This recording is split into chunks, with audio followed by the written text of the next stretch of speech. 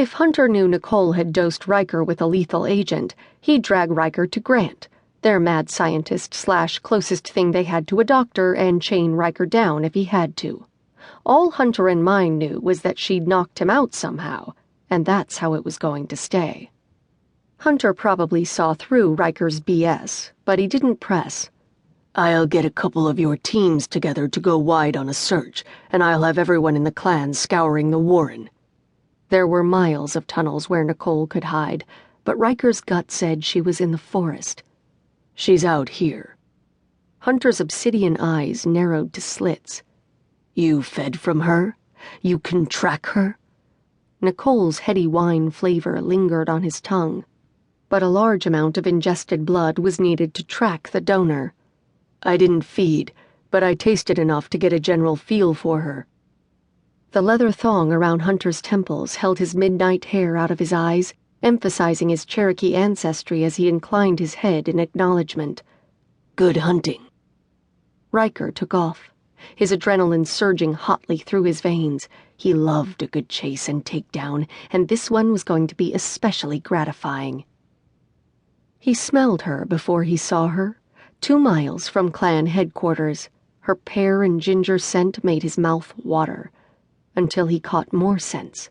Human. Male. At least 10. And from the unwashed stench of them, they were poachers, the worst kind of vampire-killing scum. He went balls to the wall in a massive burst of speed, leaping fallen logs and cornering hard by pushing off trees. Nicole was ahead, making enough noise to alert a deaf man to her presence.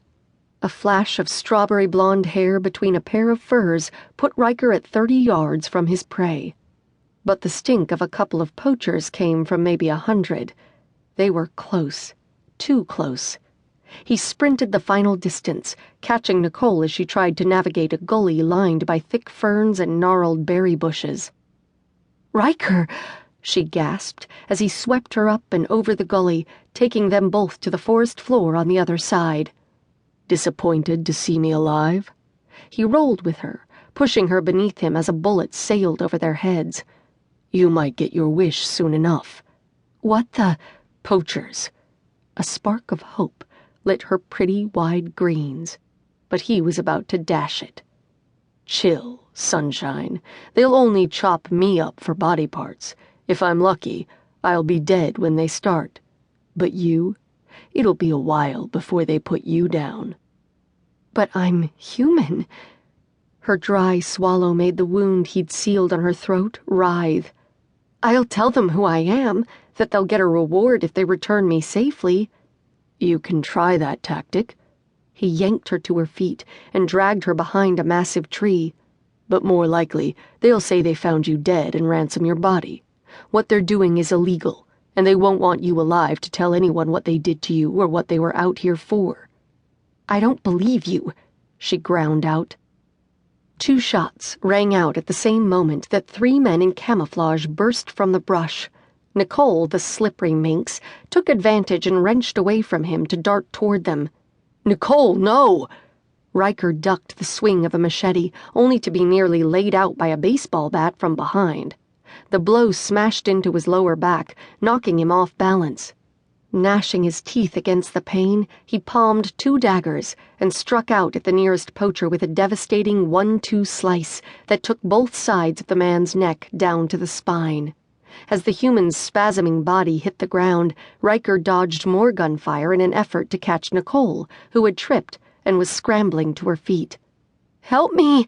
Nicole reached for a burly, black-bearded dude who held an axe like a lumberjack. Lumberjack's smile was psychotic, as if he'd just struck gold and was going to take out everyone who knew about it. He put out his hand and slammed his fist into Nicole's face. Riker snarled, his anger sparking to insanely dangerous levels. With a roar, he dived into Lumberjack, not caring that several other assholes were closing in. His focus had narrowed to a needle-thin pinpoint that would only end in the axe-wielding